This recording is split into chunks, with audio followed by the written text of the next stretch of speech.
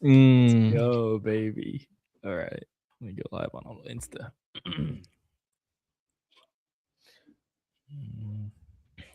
I do like the new vertical format, dude. That's sick.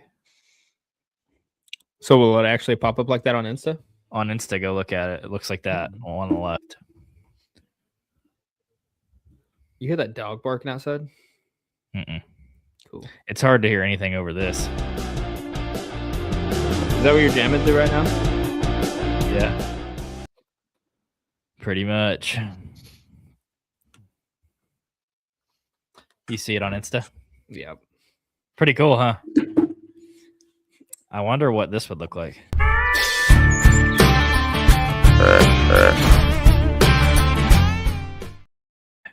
All right. Loud. Cool. Yeah, it's very loud in my ear. Loud's what that looks like. Dude, we're back to live. I'm so excited. When's the last time we did this? I looked. It was like 4.5 months ago. So it was before deer season. Yeah. Yeah, it was like in September. It's been a long, long time coming. Well, if anyone jumps on here, we appreciate it because we abandoned you. Inconsistency's real. Yeah, kind of. Yeah, on the live for sure. So, man, what have you been up to? Hunting. I actually have been hunting a little bit. Yeah, I hunted 4 or 5 times last week. Well, you saw I got into a herd of pigs the other day, and I'm always like trying to shoot the biggest sow when I get into a herd of them. So I got to shoot a good boar, and then the big sow, which that thing's color was so crazy. The red one. Yeah, it was. Yeah, I've never seen. It's like a red polka dot. I've never really seen one that color. So that was cool. And then ended up shooting a doe the other day. Got that on 3 camera angles. So that was pretty sweet.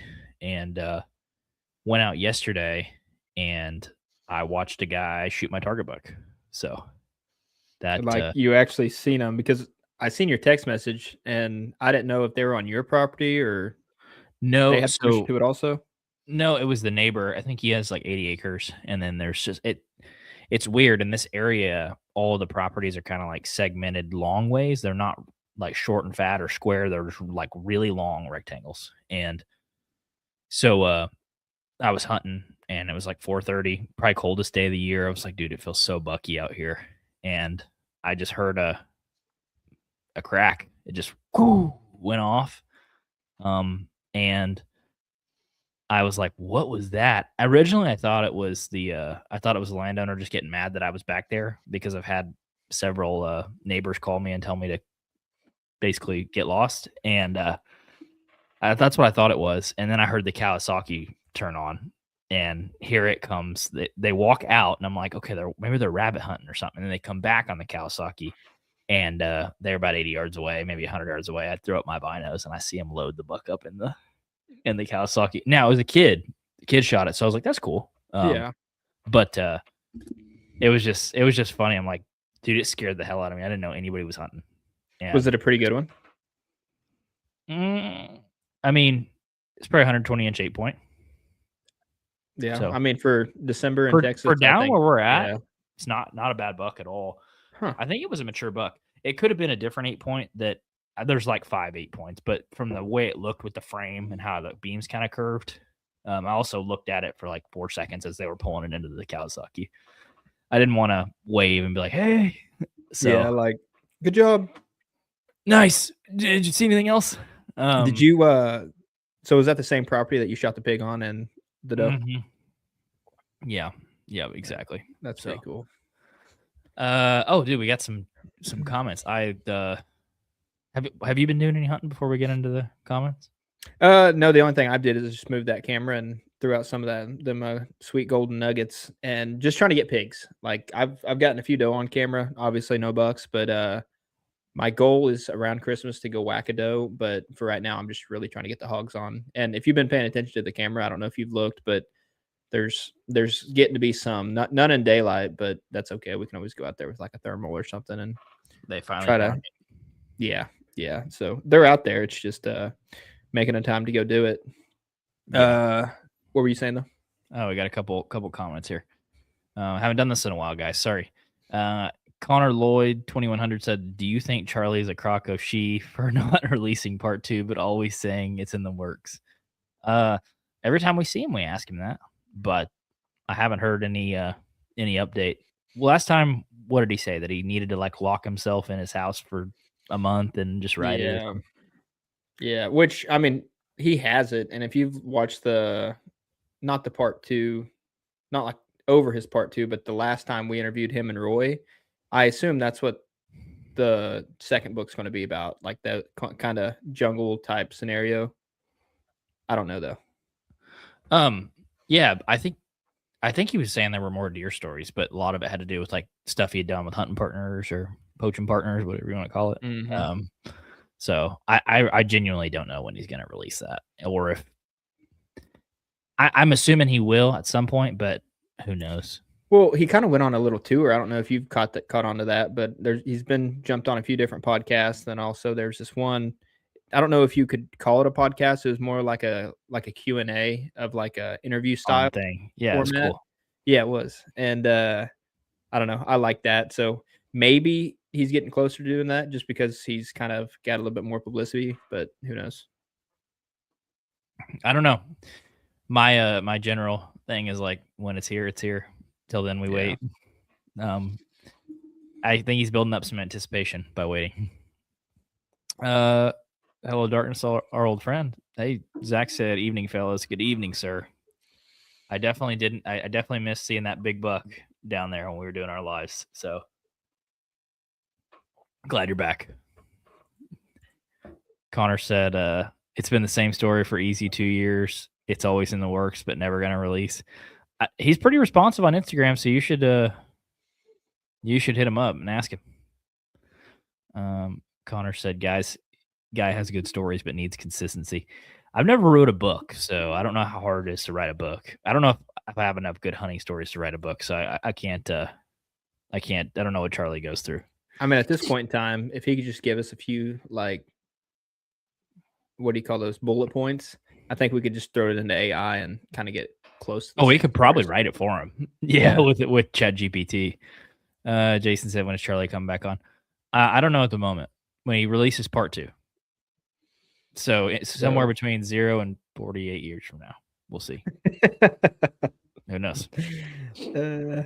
Dang, we got a lot of people joining on Instagram. No questions over on Instagram or topics. We haven't done one of these in a while. So if you guys have a topic, we're not experts at anything, but you can definitely ask a question. You can drop them in the comments, and we'll address them kind of as they go up. You got this one. Oh, Chad Allen Jones. Is this his band account or his second or third account? Well, that's TikTok. That's TikTok. He's okay. Yeah. He said, is running hog dogs on public land during deer season legal in Oklahoma? I don't think so. No, it's not. It's not during deer season, and I believe it's not during turkey season either. You're not supposed to run hogs on either one. But I did see a post the other day that was on Facebook, and this guy had been deer hunting, and he was like, "I was up in the tree for 2 hours, and here come like 4 kids running their dogs, and they don't have the courtesy to not do it during deer season." And basically, people got in the comments and were like, "They have every right to that land as you do, bub." And then people started posting the legislation like it's illegal during deer season, which it is, I'm pretty sure, but I think different areas have different rules for it. But I think we can all enjoy it. There's a bunch of stuff down here in Texas that during the deer season you can't even pig hunt at all. You can't bow hunt. And I'm cool with that, right? Like, so you can't even pig hunt with a bow, like during fall, just the regular archery season or anything like that? No. Okay. I'm cool. I mean, I'm not like segmenting it out. I'm not against it if it was like during. You could only use that weapon as the same weapon as you would be using for deer, just so there is like couldn't be no poaching involved or anything like that. But I mean, that way's cool too. But also in Oklahoma, I think obviously if you're on private land, you can run dogs. But yeah, on public, we actually ran into that when we were turkey hunting a few years ago.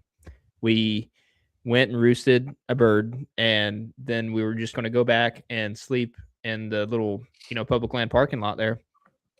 And it was, by the time we got back to the truck, it was probably like 12:30 at night, maybe 1 a.m., something like that. And then all of a sudden, a convoy of trucks, maybe 6, 7 deep, and they were all loaded with 3 or 4 guys apiece. And they Dogs. had dogs in the beds, and all said and done, there was a good amount of people there. And of course, it was just me and Christian. And they immediately was like, "Hey, this is private land. How'd you get back here?" And we're like, "Well, obviously the same way you came in. So that's how, you know." And they were like, "Well, this is private. You're not supposed to be back here. Y'all should probably get." Well, we're not going to argue, even though there's a sign in front of us that says public land parking. Would you look And at that? yeah, but when it's 2 versus 12, it's like, all right, everybody has guns. We'll gladly back out. So that's what we did. And That's called the not what game happened, warden. dude. We swung on them, and Yeah, then we got curb stomped. So Mm. that wouldn't be very good. no. Listen. I I'm all- remember. I'm all for it, but I'm down to pick my battles I wisely. remember verbatim what you said when we left. I was like, "It's not worth it." And when you left, you're like, "Nah, turn around. That's not right." And I think you used a few other words. You're like, "I'm gonna go tell him. I'm gonna give him." I a mean, I'm piece of my sure. mind." I'm sure, but it's probably good you're driving, because that was God saying, "Hey, listen, he's being an idiot right now. Like, let's just get him out of here." Oh my god, it's so annoying. But it was upsetting, because like we spent all evening like finding that one bird, finding the tree, roosting it, and then by the time we get back out there, it's like, okay, we're just gonna have some shut eye for maybe 3-4 hours, and then we're gonna hike back in. And it's like, then all of a sudden they're gonna do that, run dogs on public land, because that's obviously where they were running them at. And it's like, man, they're gonna blow that turkey off the roost, if not poach it. And it's like, cool. Like, we did all that work for nothing, and we're also 4 hours from home, so this is cool too.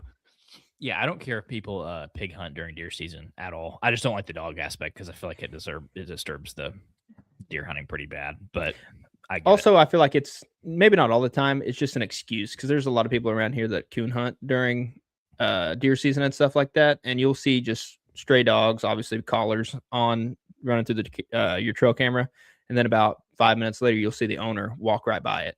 And if you go and confront them, "Oh, I'm just getting my dog," it's like, this is about the 7th time this month you've just been getting your dog. So I can get it for you.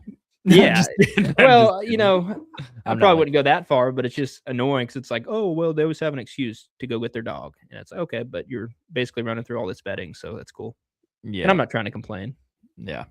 Okay, we got a few here. Connor said, favorite crock pot venison dish. You have one? Chili. Is that a crock pot dish? Yeah. You make it in the crock pot? Mhm. Lauren I has think a so. big, like a big, I don't know what you call it, thing that she makes it in.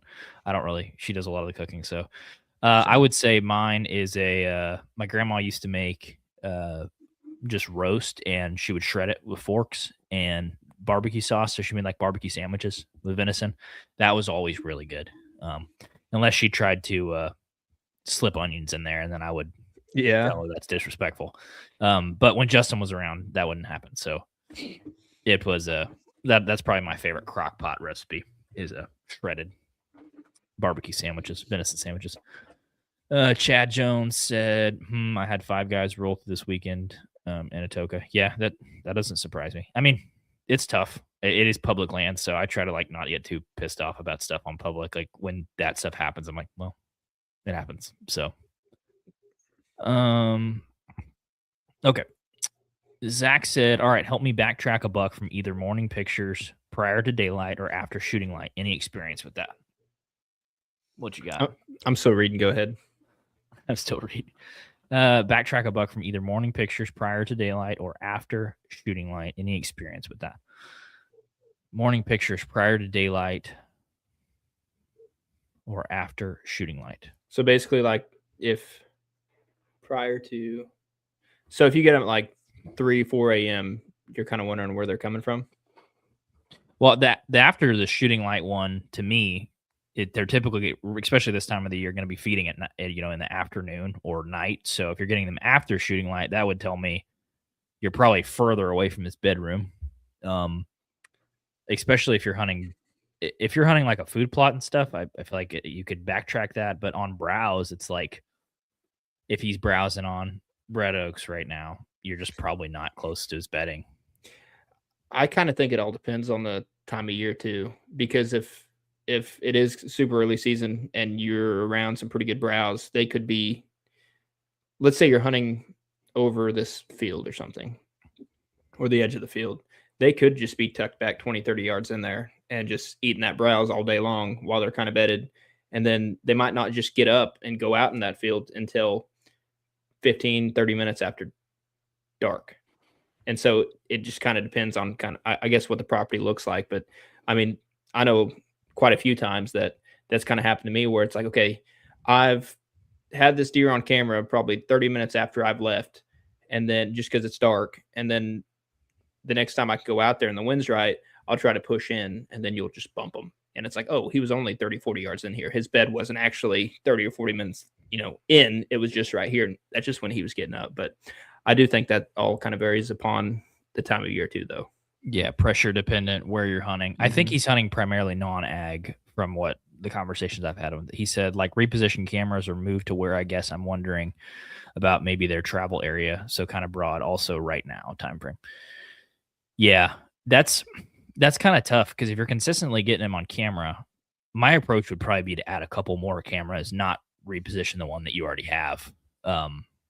That's probably what I would do. And then it's tough. I'd probably walk it back, maybe a couple 100 yards into another place you expect him to be. And then maybe the other direction, if you know where direction he's coming from. There's a lot of variables in that, but I would think you just have to, the thing if he's not there, if he's there in the middle of the night and he's there after shooting light, is he's not where you are. But it is interesting when they're like in ag food sources and stuff. I think they just stand up, walk 20, they're in the food, turn around. Look at those bucks in Kansas when we were hunting late December.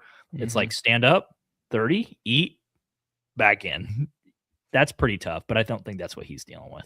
Yeah. I've kind of even seen them, or at least the bucks, just hang out up until they'll see like another dink or a doe group or something else out there, and then they'll go out. So I don't know if that was kind of like a security thing for them too, but I don't know if they're consistently in dark. I mean, one word to help with, like as a general rule of thumb, would be thermals. So just get a thermal on your rifle scope and you should be pretty good. Didn't know you were going with that, but yeah, that works. Yeah, the thermal wind on the 300 Win Mag. Okay, here we got one from Facebook. Cody said, "What's your favorite non-resident state to hunt in whitetail?" Listen, we all heard your pronunciation. I want to hear your pronunciation on this last name. Well, you can't even say pronunciation, so don't you dare talk about my pronunciation.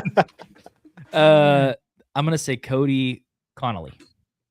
Yeah, dude, it's bad though. I'll see people's names and it's like. Have you ever heard that like little 4 or 5 year old Chinese kid try to speak English and his sister's there like, no? That sounds about, that's probably me. Yeah. Yeah. What's your favorite non-resident state to hunt in? I think Kansas, if we're going strictly whitetail. I mean, granted, that's like the only one I've ever been to, but yeah. Nebraska. I really like Kansas. That's true. I would probably say for me, it's Oklahoma because I don't live in Oklahoma. Has to be. That's kind of, but you also got a lifetime here. So yeah, I think so. I would probably say Kansas. The older that you get, the more you kind of want to raise the bar. And for me, I want to go a place where I know those deer exist. And I know they're in Nebraska and stuff, but I think Kansas has one of the best buck herds in the country. So doesn't Nebraska, like obviously in the northwest corner, I forget what they call that, that zone where we couldn't hunt mule deer, at least non-residents couldn't. Yeah, it's the conservation area. But non-residents can go there for whitetail, right? They can, but not for mule deer. Is that where the bigger deer are, though, whitetail wise? I would say so. There's definitely some big ones around there. Yeah, I think there's big deer in the southern Nebraska all over the place, but I think that's not a bad area. You kind of get way west though, and then you're getting into like the plains pretty hard. So that's not my element. Definitely Kansas. So I think Zach was talking about his lease. He said that used to happen to me at my old lease, talking about pigs or dogs. So annoying. Mason said, shoot them dogs if they ruin your hunt. I've never shot a dog. I'm actually proud of that because I've wanted to. I've never shot one. I never have. Little kids don't like onions. That's fair. I think Mason's one of those. Jake shoots a lot of dogs. That's why he's not talking about that one. Well, no, I was trying to think. I don't think I've ever shot dogs. I think if they would have came in close enough, I probably would have, or at least gave me an opportunity. There's multiple times, kind of back behind my mom's that I 100% would have. But a lot of go ahead.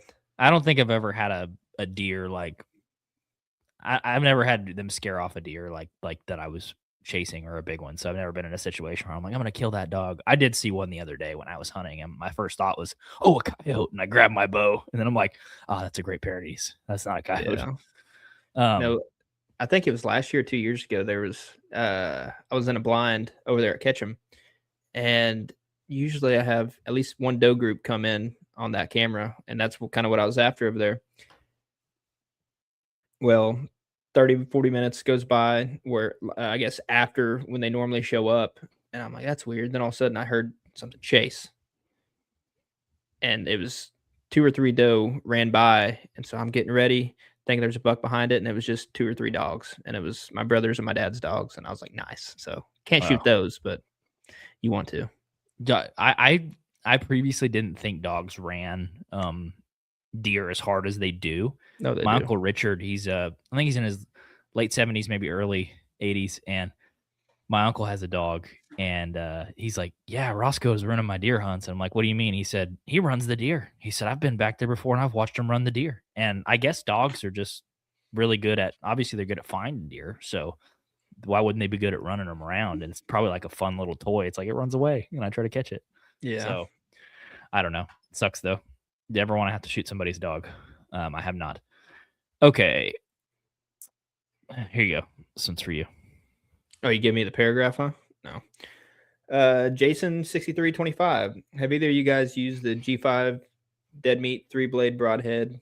If so, how do you like them? I'm looking for a good rear deploy 3-blade. Seems most mechanicals these days are 2-blade. What you got? I have not used. So I don't know what the difference between the dead meat and the mega meat are. I know there's something subtly that's different, but I don't know what it is. I've never used the dead meat or the mega meat. I've seen people use them, and it seems like when they work, like you're not shooting at too harsh of an angle or something, they definitely blow a freaking good hole in them.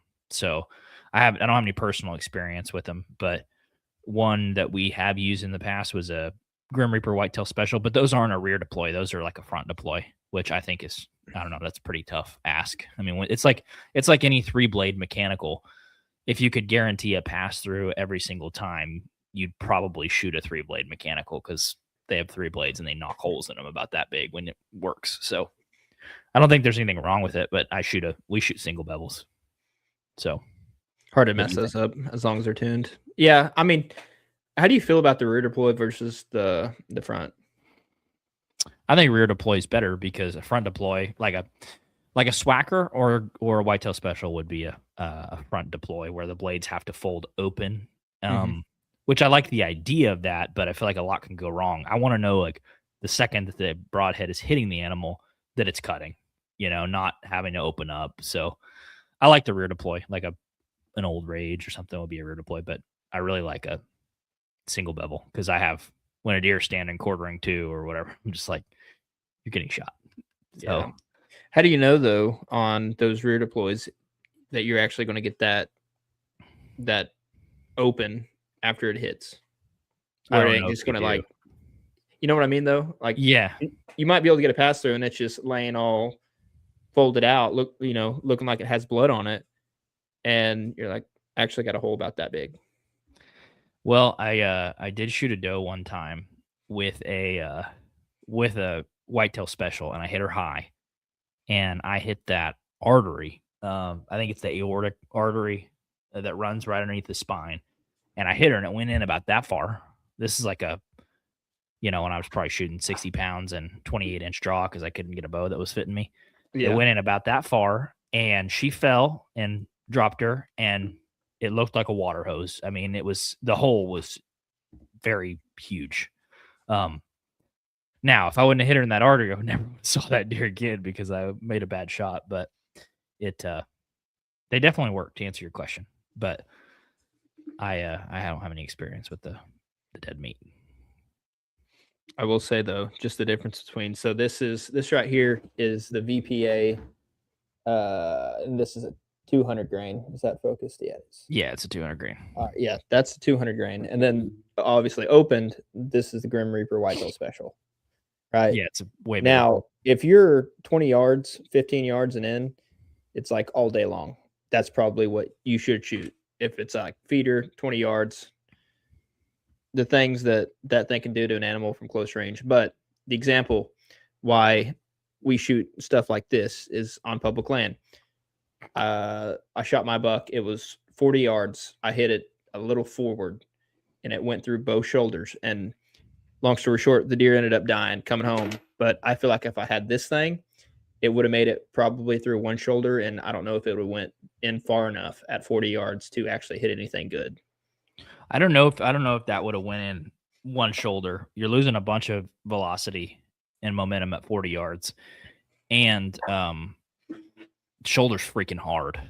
Like the bone, not the actual blade itself, but I think you might have been in the bone portion of the actual shoulder. I was. Scapula. Yeah. So I feel like that would have stuck in with the tip and been like, wee, whole arrow run away. So that's kind of a plan B broadhead. But man, when you need it, it's like insurance, dude. 99% of the time you're not getting in a car wreck. But when you do, you're like, Geico. Yeah. So, but you could argue it the other way too. Yeah, it's true. Cody said Keneally. Mm-hmm. Okay, that was close. Score. Connor Lloyd said, have you ever hunted Wisconsin? You ever hunted Wisconsin, Jake?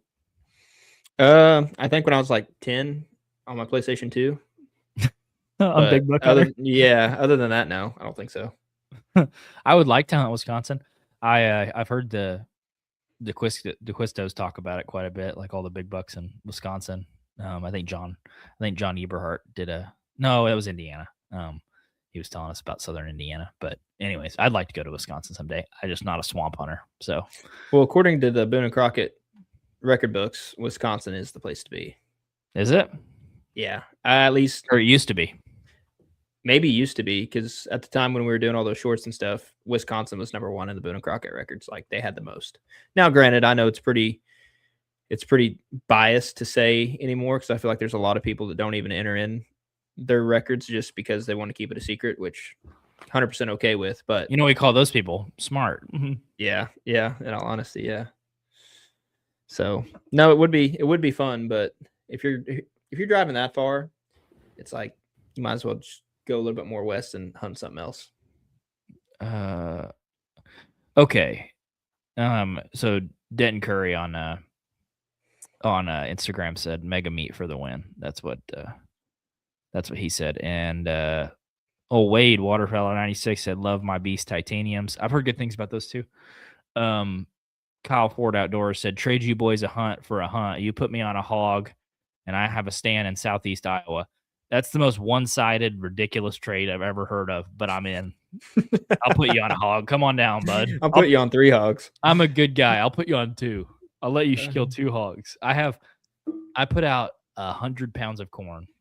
The other day, I'm getting pictures on this listing that I have, and I have 100 pounds of corn, and I go, yeah, there you go. Me and that hog must be related. Yeah, why? Because of them stones. Dude, look at that thing. Look at that thing. They're dang near tickling the grass. But I put out 100 pounds of corn. I come back 2 days later because I have a showing on the place. And the guy's like, well, where you got the deer pictures? And I'm like, right down here. I said, there should be some corn and a camera over here. Let me show you. And we walked down there. It was in 2 days, 100 pounds was gone. And there was like 25 hogs in there. And dude, I can't be feeding these things. I wonder how hard it is to build a trap.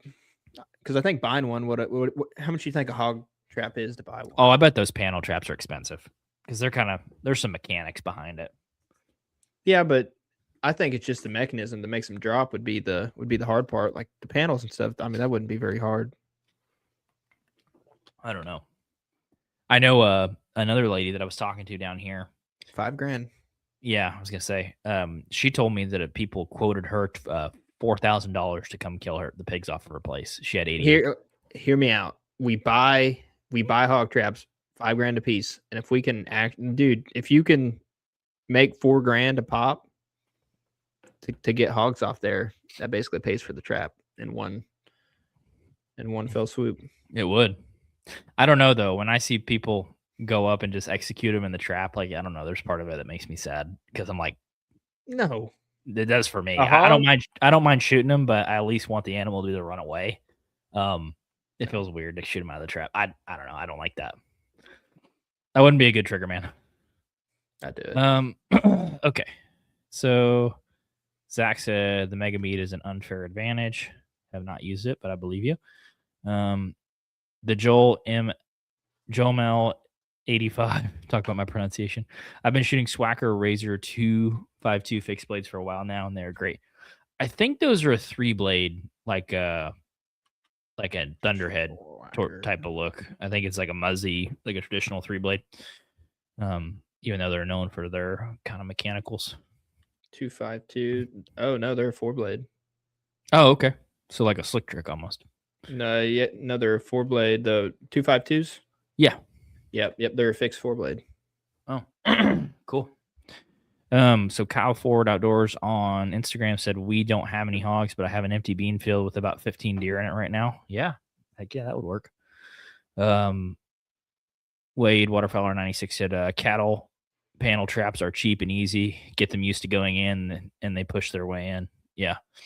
Oh, so you don't need anything that just makes like, because Jared Griffith, he always sends me pictures from his work, and he'll have it on his phone. He can just press a button, and the whole cage will drop. I guess you could make it where it's kind of like a mouse trap where you go like in and it closes behind them. That's smart. Yeah. Yeah, that would be. Connor said it's not all swamps, hills, and valleys. Oh, yeah. I know Wisconsin's not just one giant swamp, but that's what I think of. When I think of Wisconsin, I think of swamp bucks. I can't get away from it. Big bucks have wet feet. What's funny is when we were doing the podcast, especially like the last few years when like we first got into doing guests and stuff, it's like you take a little piece from every guest and you're like, you try to apply it to where you're at, and then you're like, well, what do you mean? There's no water where I hunt. What do you mean they have wet feet? And so you're like, the big bucks, they're by the ponds, you know. Big bucks, what are those? Yeah, that's more like it. Okay. Kane White said, what is your opinion on the Matthews V331? You have this bow, I believe. That's literally what I shoot, yeah. I like it. I like everything about it, except, and I think this isn't just specific to the V3, but me and Christian talk about it quite a bit.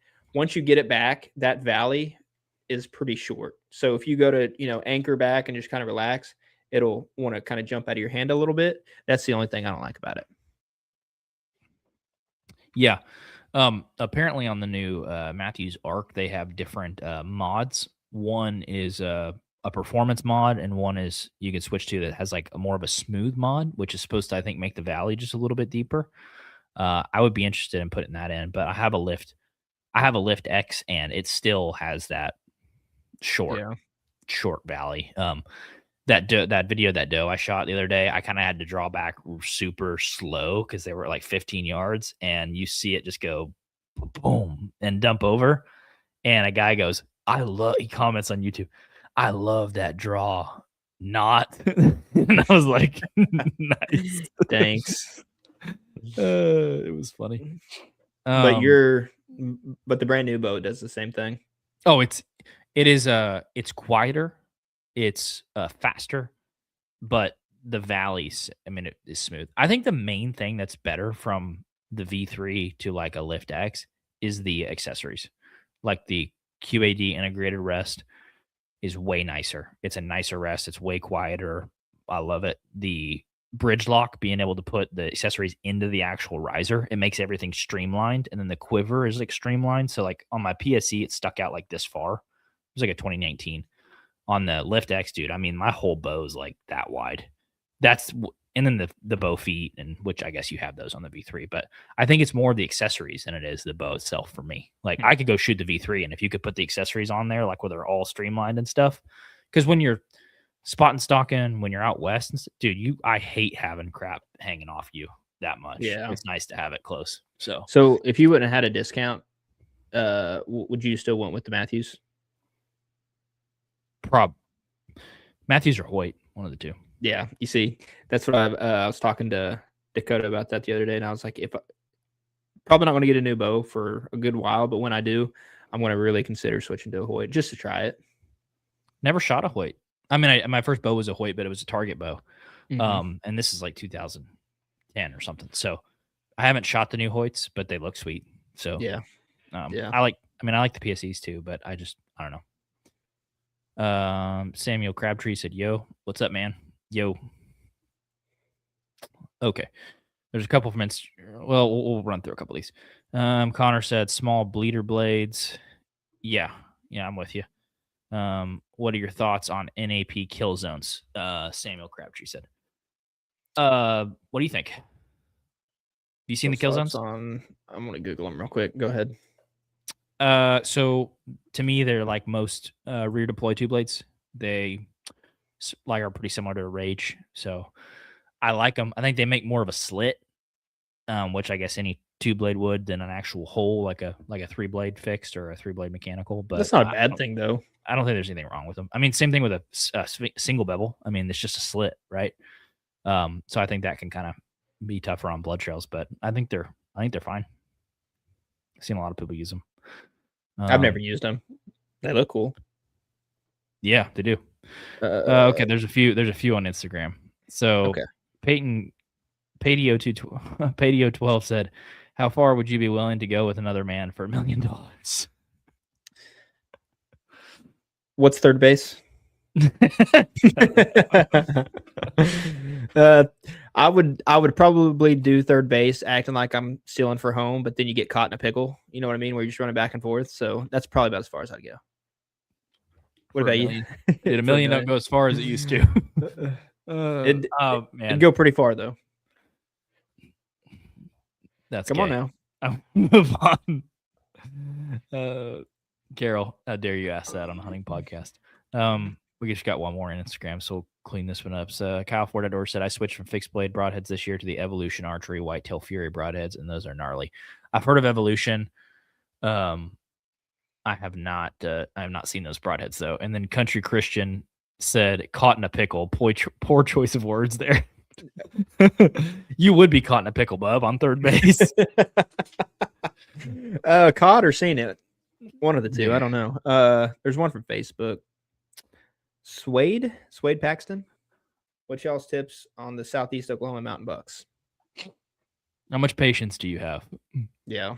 I think the biggest thing though is just you got to get your mental game right. Knowing that there's a lower deer density, you're probably going to hunt for multiple days and only see, only a few deer. If you go and see a handful of deer in the first 2 days, you're doing something right. You should probably stay in that spot. But if you get skunked 1 or 2 days, I wouldn't necessarily call it quits because I think it's only a matter of time. So a lot of sits for that one, but when you do see that one, there's a good chance of it being a really good one.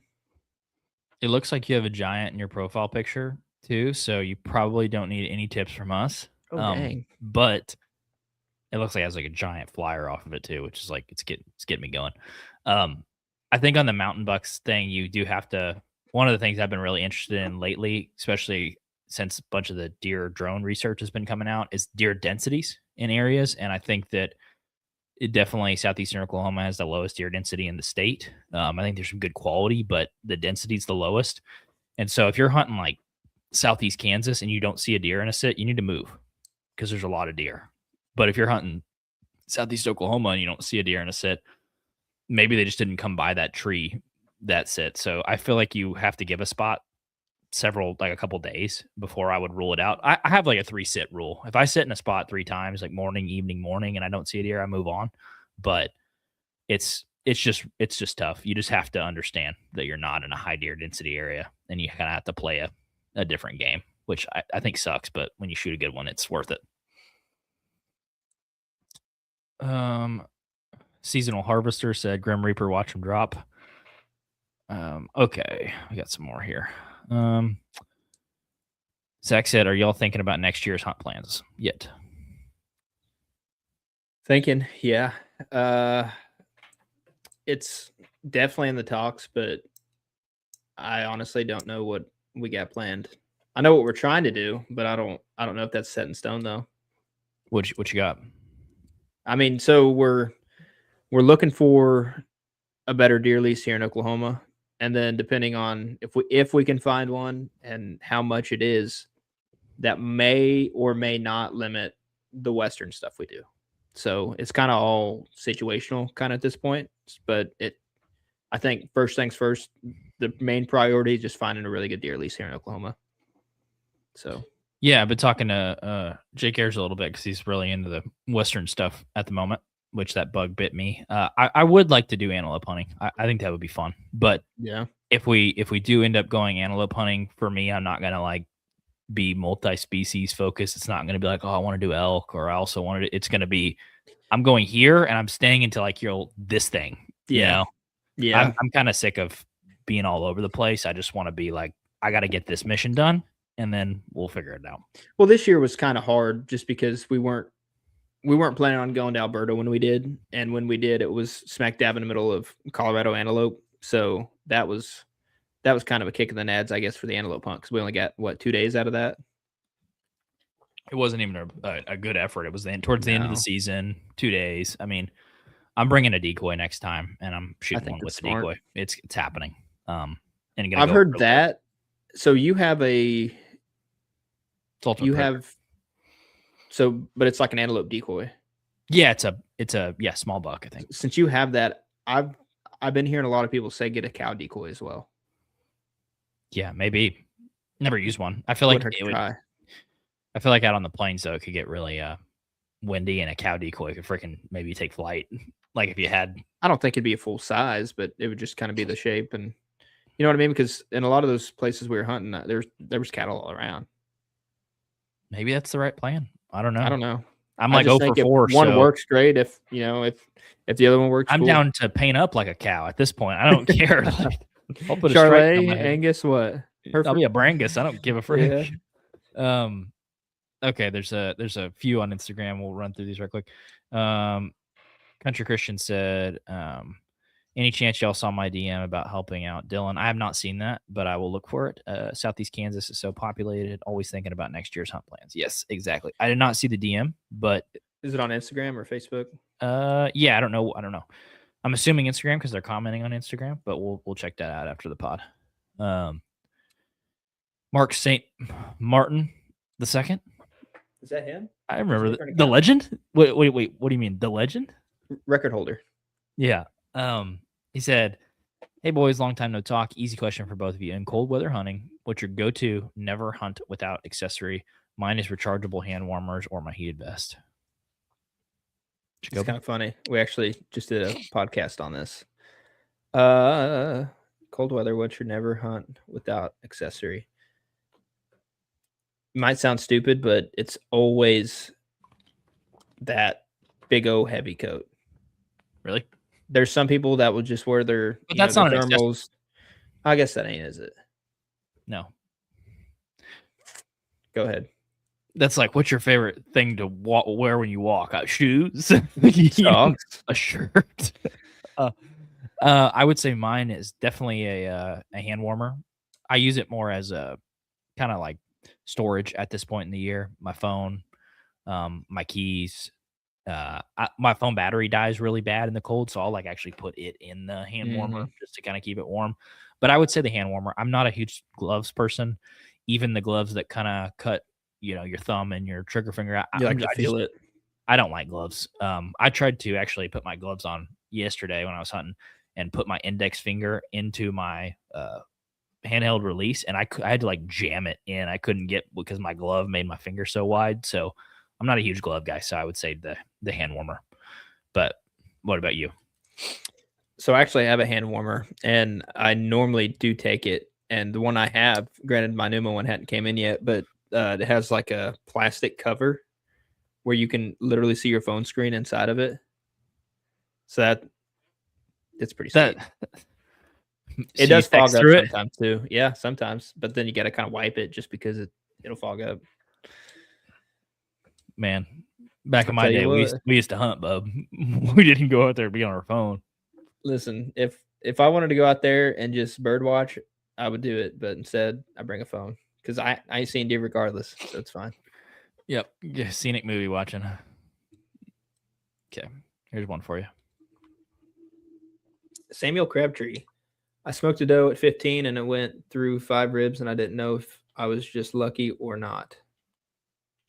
Dead gum. So it's It had to 5 be a ribs. quartering shot if you went through 5 ribs. 5 ribs on one side or total, you think? I guess it could be. I guess it could be total. But that's crazy. I wonder how. I would assume it would be a quartering shot, but if you busted 2 on one side, I guess you could bust 3 on the other, but that's kind of crazy. Hard quartering away, he said. And 5 total. That's nuts. Okay. Yeah. I don't know if that's luck. I call that you don't question it. Yeah. Those are the best. That is sweet. How far did it go? That's my next question to you. Okay. Here we go. Connor said, have either of you done deer drives or have an opinion on them? So I think the last one we've done was together. Long time ago. That you know of. I deer drive for every mature buck in my spot. Yeah. No. When's the last time you went? Because that's the last time I went. Probably 2010, 2012, somewhere in there. It would have been before high school because our parents were still driving us to hunt. Yeah. So it would have been like 14, 15 years old. Old enough to be trusted with a gun, but not to drive. So that's 12 to 15-ish. So we've done them. We've killed deer on them before. I've seen deer killed on them. They're fun. I kind of enjoy them in a way. It's just now for does. Yeah.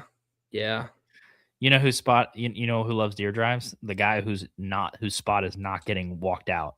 That's because to do a deer drive, somebody's spot has to be getting walked out, and I don't want to be that guy. Well, I feel like you used to. Now, granted, I don't know if Justin. I think Justin was always into bow hunting, but he was with us, or was it just your dad and? No, Justin and Dustin and everybody was there. Dude, we would freaking put on a big deer drives. Because the only reason because we walked out that one in the Ponderosa, I think. And then someone shot one at the Ponderosa. It was a doe. I shot one at the Ponderosa. Yeah. See, they're fun. It's just I don't think anymore. Back then, I don't think a lot of people were into bow hunting that much. And so the last day rifles when most people would do those type of deer drives. But now it's kind of the same thing where access is getting more limited, and then also more people's getting into bow hunting. So now those just don't happen. Understandably so, too. Also, people weren't managing for mature bucks in 2010. So it's like, let's try to, if there was a mature buck in there, it's like, okay, odds of us killing him if we bring 8 people is a lot higher. So that's what people would do. And also trail cams. People weren't running trail cams all the time, weren't running cell cams. It's just a different time. So I think they're really fun, especially for shooting does and stuff. I've shot a deer on a deer drive. It is fun when you see something bust through the brush and you're like, well, what is it? And you're like throwing up your rifle. That one we did, I think several people shot at that big buck off your grandparents' place. Yeah, I remember that. Remember that big one? Yeah, there was at least 7 shots, and I don't think one of them hit. I didn't shoot. I remember, though. I remember everybody freaking slinging because your dad had that 7mm with that long, like. Oh, dude, it had a huge scope. That was the first rifle I ever shot, and he just had me up on a tire. He got the spare out of the bed, and then I was just standing on the spare, leaning on the truck bed when we were sighting it in. And he's like, get up there. It won't kick. And I was, boom. And then I went falling off that dang tire. He catches the gun, not me. Horrible dad. But that 7mm. That's a nice gun. What's your go-to, I guess, deer drive gun, rifle gun? Oh, dude. For deer drives, like a 30-30. Something short, something small. Like something you could sling, because I feel like those big long barrels, you're like, I like something you can boom and you're in it, right? So 30-30 definitely for deer drives and close range stuff, but I mean probably a 30-06, but that's just what I've had growing up. Yeah. So I haven't shot a deer with a rifle in a long time, so I'm not the person to ask. You too good for him? Not that I'm too good for him. I'm bad shot with a rifle, and I don't like the noise. So you do scope by yourself quite a bit. Me and guns don't get along, dude. It's not even an elitist thing. It has nothing to do with that. Connor said talking standers and drivers, not running them with dogs. Yeah, we've never ran them with dogs. It's just always been standing and driving. And then the person who's like driving is usually has like a 40 caliber or a 45 pistol. And that conversation usually goes like, dude, it was a big buck I shot at him. Did I hit him? And we're like, no, nobody did. So back on the antelope conversation, Zach says antelope looks easy with a horse. I've been told that. So Connor, Well, you see those told me that. videos. He told me that. He said the best way to kill an antelope is to get your horse and walk your horse to the antelope. I'm like, huh? maybe I'll buy a $350 horse on the way up. I think it'd be fun with like a donkey or something. I think a cow would work good on turkeys. Could you just be reaping with a cow decoy? Yeah, guess it could. Mark St. Martin said, "Yep, that's me. I don't have Facebook anymore. I understand." Like, yeah, well, it's good to have you back, my friend. It is good to have you back. They probably ran out of or shortened the characters for the name, so he just said, "Screw it." Oh, we got a couple on Instagram. Country Christian said, "Just take your local Chick-fil-A mascot." Yeah, that's fair. Mason B43 said, "Have y'all seen any deer this year? You seen any deer this year, Jake?" On Facebook, yeah. Yeah, see him every year and every day in the groups. Mason said, "I don't ever remember doing those." Yeah, I don't think you went, Mason. It was like with Justin and Dustin and your dad, Jake. That was mainly, I think, who went. Country Christian said the Amish only do deer drives. The Amish shoot some big ones. Maybe we're behind on the time. Maybe we should be doing more deer drives. Wade said, Waterfowler 96 said, if you don't like the noise, you need a few suppressors. Yeah, I really do think a suppressor would fix gun hunting for me, but I know they're expensive, and then you got to have a tax stamp. And for me, it'd be either buying the suppressor or buying the gun. Couldn't have both. So I don't know. I would like, I guess if money wasn't a issue, I would definitely get a suppressed gun. I think I'd throw a suppressor on my AR first over probably just a hunting rifle. Probably. Denton said the best gun is a crossbow. I'd have a lot more deer on my wall if I use a crossbow. Oh my gosh. That is funny. Was that on Instagram? Yeah, that was on Instagram. Gotcha. Country Christian said, nah, I'm telling you, just take the Chick-fil-A mascot for the decoy. Maybe I should get a part-time at Chick-fil-A just to get that cow decoy, because it's like a life size. You can wear it. So maybe we should wear it and then find a way to cut out the face and then just shoot with it. Just saying. I wonder if they'd sponsor that. Give us free Chick-fil-A for life. I'd do it. So Samuel said that doe he was talking about that broke the 5 ribs, ran about 75 yards. Oh, nice. Then Connor Lloyd, 742 Remington. I have never heard of that. I haven't either. Then he said 06 or an 06. Yep. 06 is a good gun. That's what I use. Bean 1970. Christian, check your texts. Oh, I got it. Who's Bean? I'll have to tell you after. Okay. This is some Zach said, swear everyone's been killing since September except me. You're not alone. That's not true. Jake's been in the same boat. I'm just kidding. Jake's killed just as many deer as me. I'm just kidding. You do have me, I think. If we're going off the biggest buck this year, I think you have me by like 20 inches. So. And Carol's got me by 30. So what are we measuring? What does that say? It means we need to change something up. It means we're down bad. Okay. Lloyd semi-auto. Wade said, I don't shoot any gun without one these days. After January 1st, there's no $200 tax stamp fee. Oh, that's good to know. That's good to know.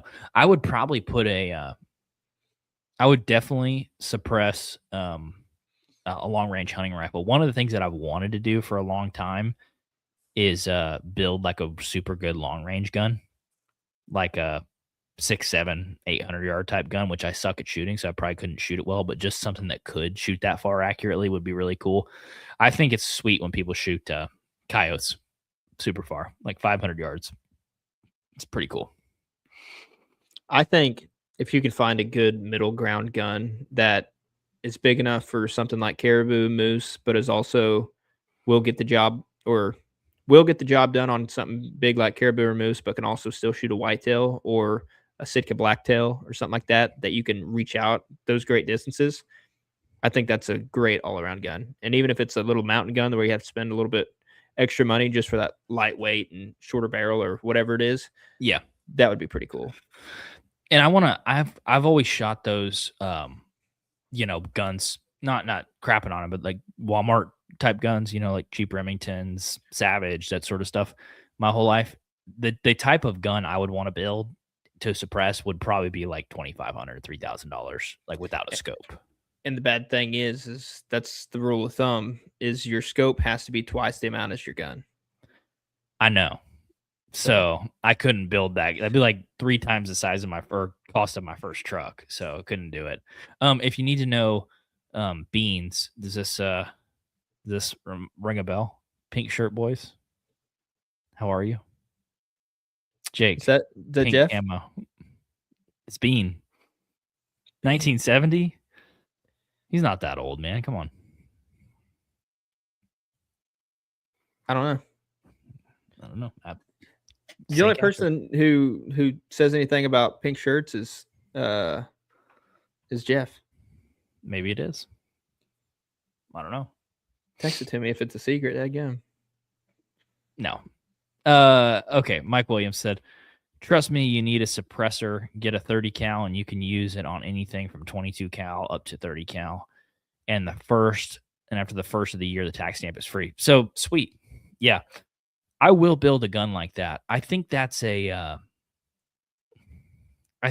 of those later in life kind of projects, though. I don't think I have a lot of those. Do I absolutely need it right now? No. Okay. I'm pretty well focused on buying land at this point, like buying a hunting farm. And to do that, I'm probably going to have to drive a piece of crap truck for a long time. Probably not going to have a sweet gun. There's going to be some sacrifices. I think that's not even really a sacrifice because it's not something I really, really need, but I think that's going to be on the back burner. Okay. There you go. Here's one for you.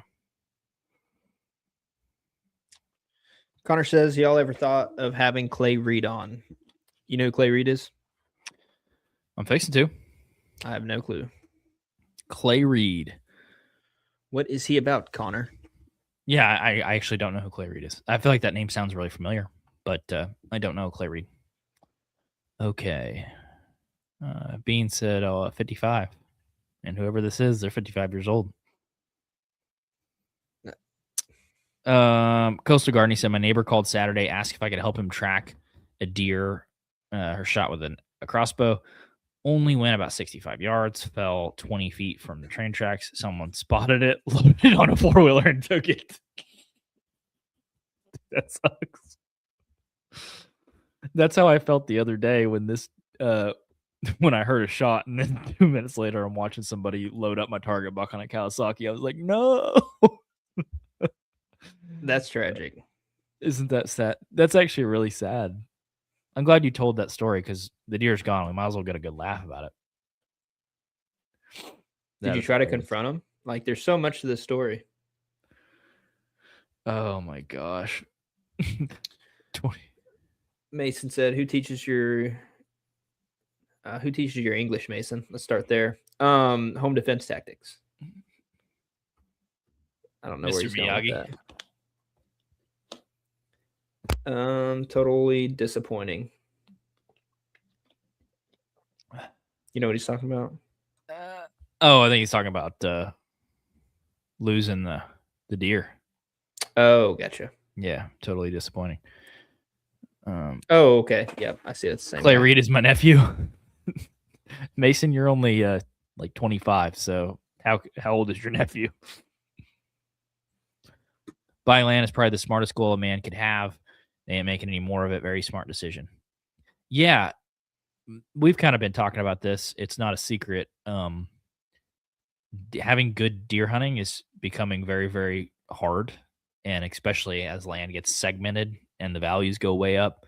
Um, I feel like we're going to be sitting here having this same conversation in 10 years. Like, oh man, remember when land was only 4,000 an acre? And so I'm kind of done sitting on the sidelines. Not like when you're 22 years old, you're sitting on the sidelines. You're figuring out your life, but I feel like you and I are both at an age now where it's like, hey, let's try to make this happen. So, you got any other thoughts on buying land? They ain't making any more of it. So I keep looking on everything, dude, like the internet, chat GPT, and I'm like, okay, will the housing market crash? Because that's my first goal. Like, it isn't land per se, it's just getting my own house. And that's where I'm starting. But if that comes with land, or because I'll take it anyway. I'll take a pre-built house on a little bit of land. I don't care if it's 3 to 5 acres or if it's 20. That's cool. Or if it's 10, 20 acres and I have to build, I'll take that too. But right now it's just finding something that I feel like's a halfway good deal. But anything around here, if you're from Northeast Oklahoma or around that area, you're like, all that crap about the theme park, it finally coming out officially that it's not going to happen.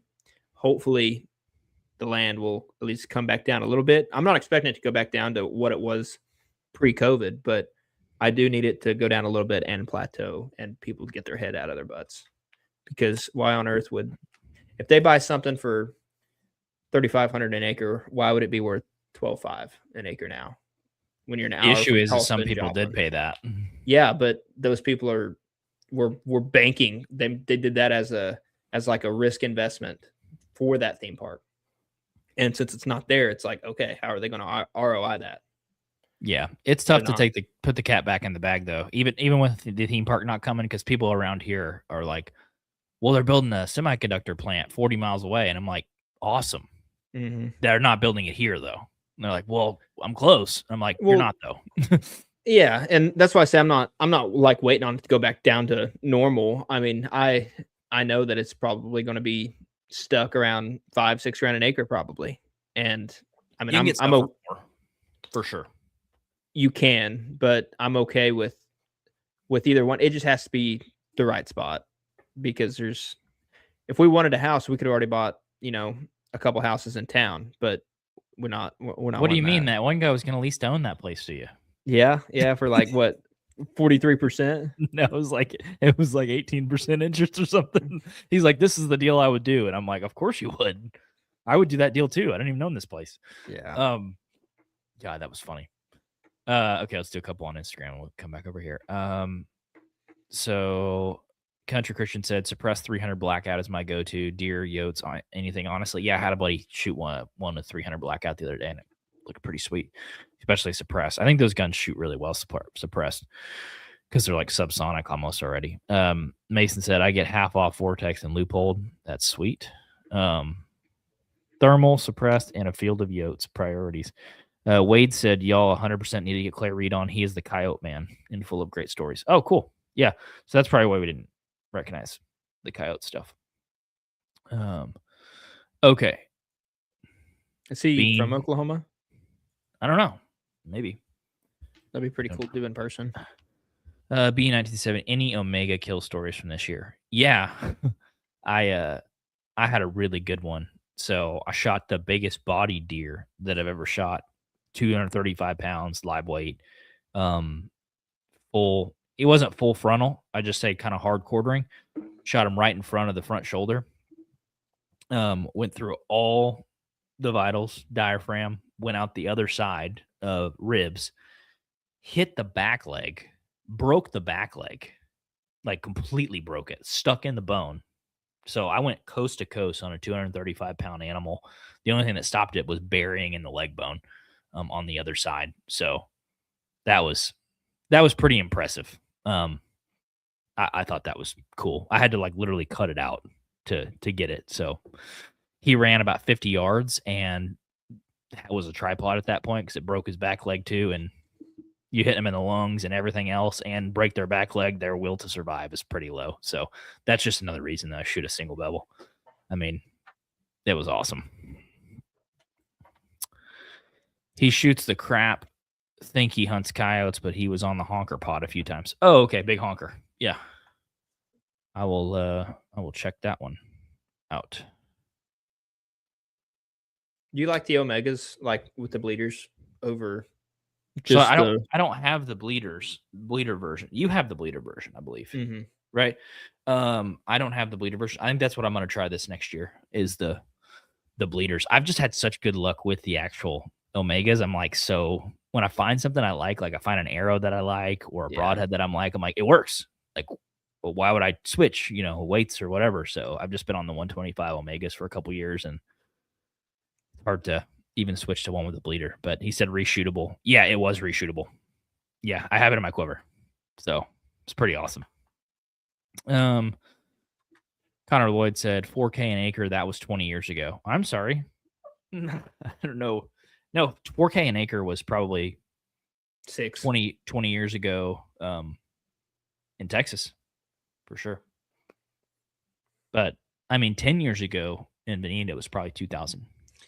Yeah. Nah, I think even a little bit sooner than that. It was down around 2000. So when we were looking at that land, I think you actually ended up surveying it for your job as one of your prerequisites up there in Welch. Yes. That land, so there's like I think 80 acres total, or maybe 120 there. So it's part of Abby's family, and I want to say that they couldn't get rid of it for like 1250 an acre. And then when we tried to buy it, we offered like I think 3600 an acre, and then they said no because that was too cheap. And that was in like a 3-year time span that happened. Yeah, so they couldn't get rid of it for 1250, but now all of a sudden we offer over double. Triple. And yeah, and they're like, no, that's too cheap. So you tell me how that makes sense. I think that place did sell for like 4,000 an acre or something like that. Yeah, I think it was like 42, 45. I think that what I've realized with this stuff is like when you say, oh, nobody would pay that. Yeah, because you don't operate in the class of people that would pay that. There's a completely echelon of society that goes, how much is it? I don't care if it's 4,500, 5,000, 6,000. But dude, it was down. So there was two ways of the highway down that dirt road, and both of them on both sides of that road was a washed out bridge. So when it flooded, you basically had to just stay home. So how the hell is that worth that? You work remote, or your kids don't go to school when it your closest trip to town is you have to go like in Chitopa, Kansas, or something like that. Yeah, it's a cool piece, but it was out there. Yeah, so it's I don't know. I'm not going to get into it because I've already got into it. But yeah, I mean, like I said though, I'm not against paying for $4 or $5 grand an acre. It's just it has to be the right stuff. But I won't be the guy sitting here in a decade going, remember when land having the same conversation was 3,000 an acre? I won't do it. I refuse to be that person because I'm the same way of like, well, remember if I'd have had this deer hunting permission when I was 15, if I'd have had it now, I'm done doing that. I know. Like we talk about it quite a bit, and it's like if something's wrong, you're having the conversations now. If you don't do anything to fix that, you're going to have the same conversations for the next 5 years. Yeah. And I'm pretty good at sounding like a broken record. I hate hearing it from myself because I feel like, this is a little like girly way of complaining. I hate it. It makes me the worst version of myself. He said, Connor said, ChatGPT, are we all Walking Dead? I feel like that's a trap. I will though. I use ChatGPT, so I'll check it out. Waterfowler 96 said south of Wichita Falls area, he killed a coyote a day for a year and only missed 3 days. Dude. So he's committed. Wichita Falls is southwest, or again, it'd be just under southwest Oklahoma. It's over by over towards Snyder, so the Lawton area. So that's sweet. That's pretty committed. 363 days a year killing a coyote. I'm not that mad at him. That's a lot of coyotes. But he did kill a coyote every single day, so he killed over 300 coyotes, if not more.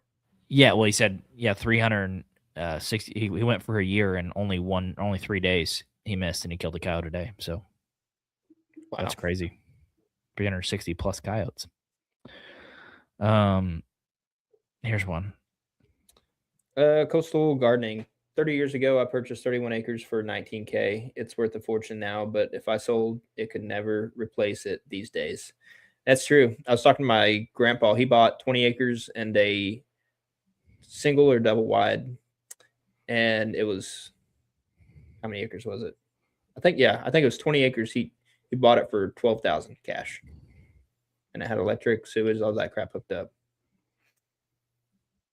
But hey, we just don't work hard enough. Let me tell you. Not that you work hard enough, bud. It's because you got a frappe one day. Yeah. I can't get you on this one, can I? Is it Yeah. going to get you on an epic rant? It was that. Nah, well, just put it out there. It wasn't my grandpa saying all these things. So yeah, but apparently, if you buy a coffee, and I did the math, if you buy an $8 coffee 365 days a year, that's $2,900. Is that a lot of money? Yes, but is that a down payment? No. So you can go right up yours. Oh, I love that. It's back in my day, you actually had to work a little bit, and my favorite comments are, "Yeah, that's cool. I work a full-time and a part-time job to live now." Now, have you thought about this? When you were growing up, people worked and they came home, right? And maybe you had a side gig like mowing or something. Like that's what my dad always did. Now, it is completely normal. You're like, "This is my full-time job." And people go, "Well, what's your side hustle?" Not like because you're an entrepreneur or you want to build a business, but because they know you can't live on your normal gig. It's like, well, what's your side gig? What else do you do to make money? well, it's because And there's it's flat almost screens in expected. every room, and if people go out and order pizza 24/7, you eat from home. Like back in my day, you just ate from home, and you fixed your new meal out of leftovers in the fridge. So that's why you don't own land. 100%. My kid's gonna be like, "Hey, Dad, the average price of a home is 1.2 million." I'm gonna go, "Shouldn't have got a frappe, dude. That's not my problem." What were you doing at 8 years old? Were you not saving? My favorite is when What about all that birthday money grandma gave you? What the hell? my favorite is that baby, and he goes, "Me dicking around in 1997 when I should have been buying land." Picture of a baby in a womb. Just like nice. No, it literally is, dude. It's so funny. You can complain about it, or you can just try to go about it. But we're going to try to get about it, but that doesn't mean we're not going to be verbal about it. So I'm gonna complain my whole way to the finish line. yes, yeah. I hate, and then you know what I'm gonna do? I'm gonna have a rapid switch and go, "You just don't want it bad enough." That's what I'm gonna do as soon as I get some. You just don't want it bad enough. I love that. Okay. Samuel Crabtree said, do you all do any trapping?" Jake's the trapper. I wouldn't even classify myself as a trapper. I have all the stuff. I did it like a season or two. But it severely interferes with hunting season here in Oklahoma. So I think the trapping season now is December through January, maybe the end of January, something like that. So you get like 2 solid months. But like I said, you could either be out there running trap lines or you could be hunting. And at this point, I'd rather be hunting. And also, when I did trap, it usually wasn't for like to sell the fur or anything. I just enjoyed doing it. Plus, it got rid of the coons, possums, all that stuff. But there's no money in it hardly anymore. And we talked to Caleb Griner about that. He's more into trapping than I am, and he was talking about the fur prices, and they're just awful. But I do think it's something everybody should pick up. I think it's a good thing to have in your tool belt. I think it helps people maybe pay attention to those small details that you could use while in the deer woods or something else that you hunt. But for the most part, yeah, I think most people should do it just in case A, the world goes to crap, or B, you need to get all those nest raiders out and those corn thieves. Good way to do it. Did you catch Plus- a bunch of possums when you were trapping? I caught more possums and skunks than I did raccoons. That's what I was wondering. Were you using footholds? Yeah, that's all I have. Yeah. Which now they have those dog proof ones that just like little cylinders thing that you can put like dog food or whatever kibble into the bottom of it, and it'll keep the cats, dogs, and everything else out of it because the coons will just reach their hand in there and They're get little, caught. Like they'll like shrink it like a human hand and like put it in there. And so, yeah, it's just dog proof because I caught a lot of stray cats when I was doing that. That's So, sad. yeah. It's part of the game. Some of brother. them you can get out, some of them you can't. So, yeah. Samuel said, my dad said 30 years ago you could get $60 for a bobcat. Now you could get like 10.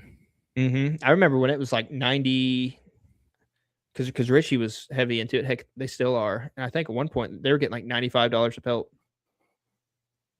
Man, you could get $90 too if you weren't drinking coffee. Yeah. And I'm just kidding. I got a couple on Instagram. Wade said he killed over 400 that year. Coyotes when that guy was hunting every day, but 3 days, that's crazy. That'd be a good one to talk to. Just kind of do cool. that and release it in January or July or something like that. Country Christian said, rub it in how land was so cheap back then. Avocado toast eating, latte having, not working hard enough. Should have been buying land instead of learning algebra. Facts, dude. And Denton Curry said, I think it rolls into late February now for the trap and stuff. Coastal gardening. I have 31 acres now, 11 fours. Oh, probably 11 acres of fours, 20 of hayfields, surrounded by hundreds of acres of corn, soy, ag fields, planted to plant an orchard next year of late season apples, pears, and a few persimmon trees. That'd be pretty good. You were actually talking about that the other day of I guess, whether you lease or own, not set it up for, those early season food plots, but mainly just try to get everything for the late season. Oh, yeah. Yeah, next year instead of next year, apples, pears, and a few persimmons. Yeah, I haven't done a bunch of just habitat management myself, but one other one I've heard of is chestnuts. So that's a persimmons for sure. Persimmons, they're a cool fruit tree. Like I haven't seen just a ton of persimmons, but I know they're pretty palatable to deer. I think there's a lot of different varieties of apples and stuff you can use too. So I think you got the right idea. The diversity I think is cool. If you had apples, pears, persimmons, chestnuts, that many different ones, man, that's like having a buffet. I did hear a really good a good thing the other day. Actually, no, it's not relevant to this. Never mind. But anyways, I think you are on the right track there. I do like, what did he say? Oh, whoops. If there was only 11 acres of timber and stuff, would you hunt that knowing that there's hundreds of acres of non-timber and just ag? Or would you try to just stay far away from that as possible just for like that sanctuary bedding purpose?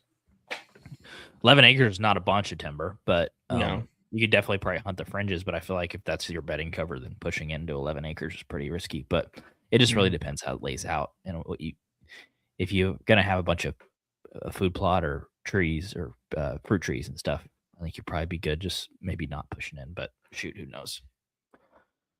Samuel Crabtree said, "Me personally, I think that in turkey and deer season they should only have school for 3 days a week." What do you think?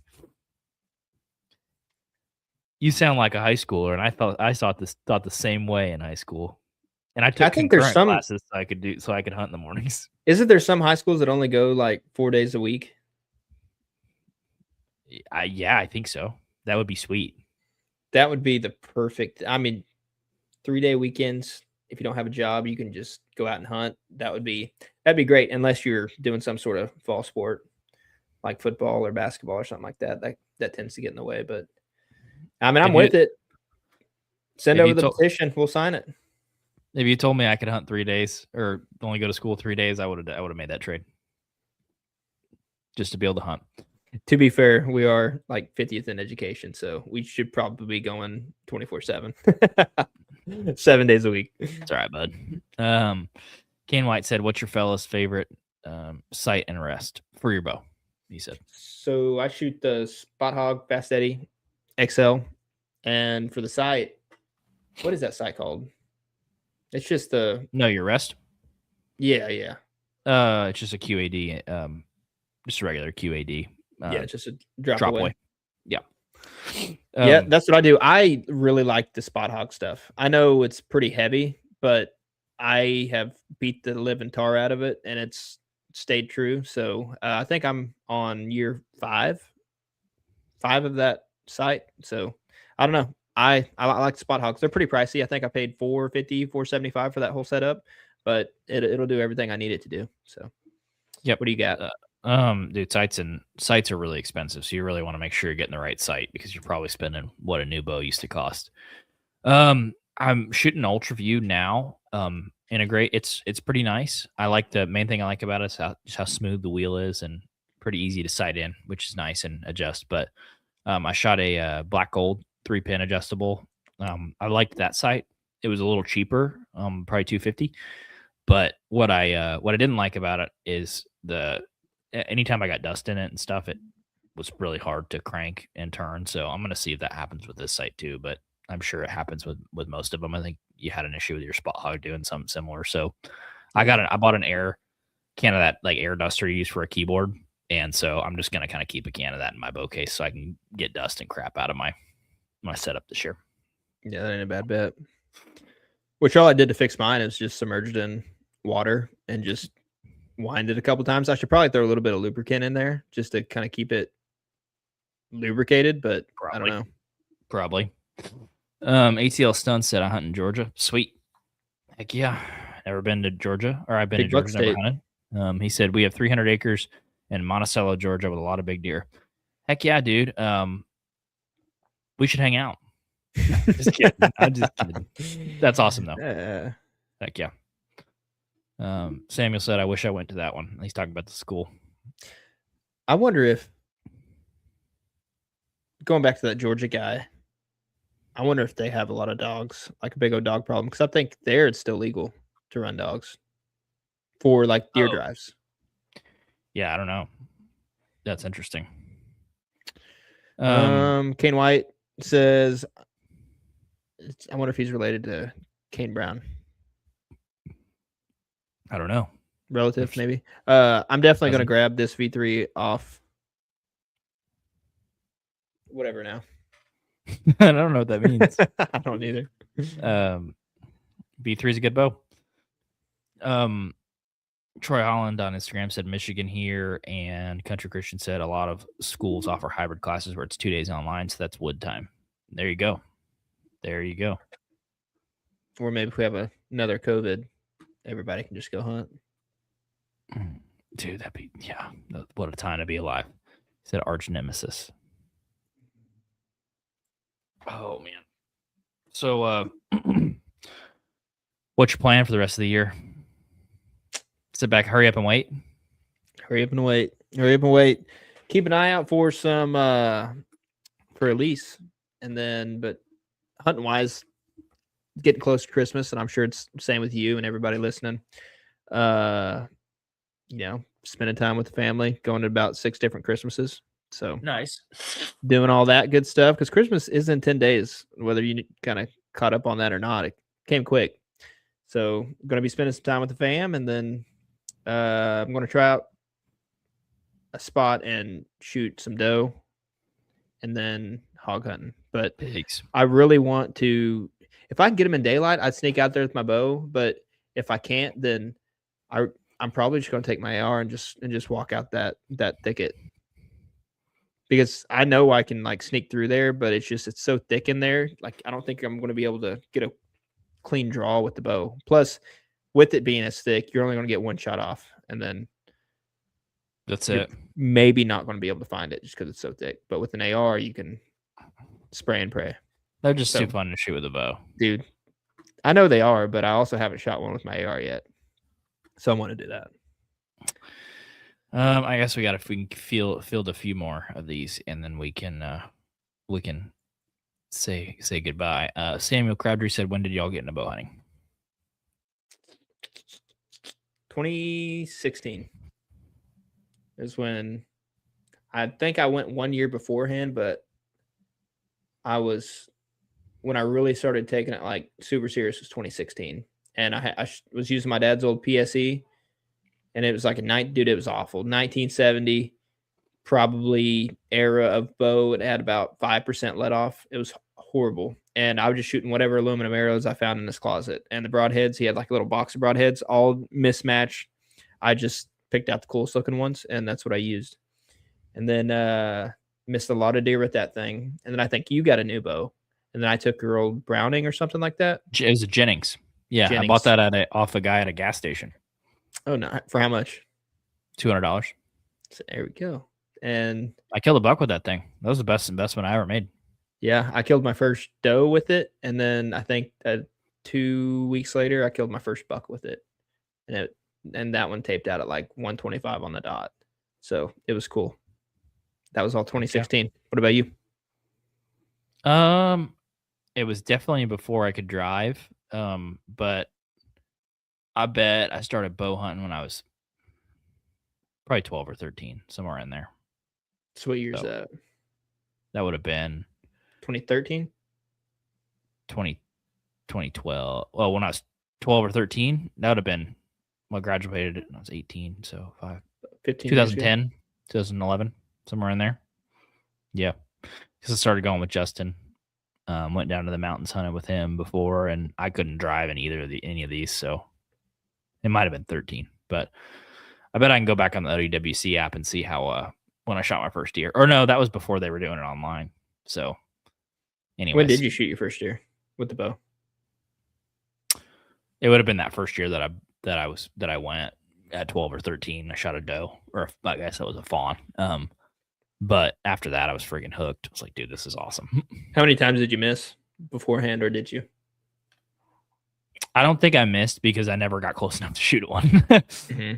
Like, they would be at 20 and I had a 10-yard pin. I didn't have any other pins. And it wasn't like a single pin rotating. It was like an old sight that had 3 and it broke. So I had 1. And I had a 10-yard pin because I was shooting like 40 pounds probably. And so I remember them being at 15 and being like, oh, they're out of range. Yeah. Like that sort of stuff. That was the best. Like, no attention to scent control or anything. Before, granted, if it was a spot I've been to a lot, what I would do is I would just have big old limbs or branches or logs that I would pace off to, 10 steps. And I was like, okay, that's my 10-yard. And I'd bring a log out there, set it down. And then 20 yards, bring another log or limb or something, set it down. And then I just had it marked out and not worrying about scent, not worrying about nothing. And that's just how you do it when you didn't have a rangefinder.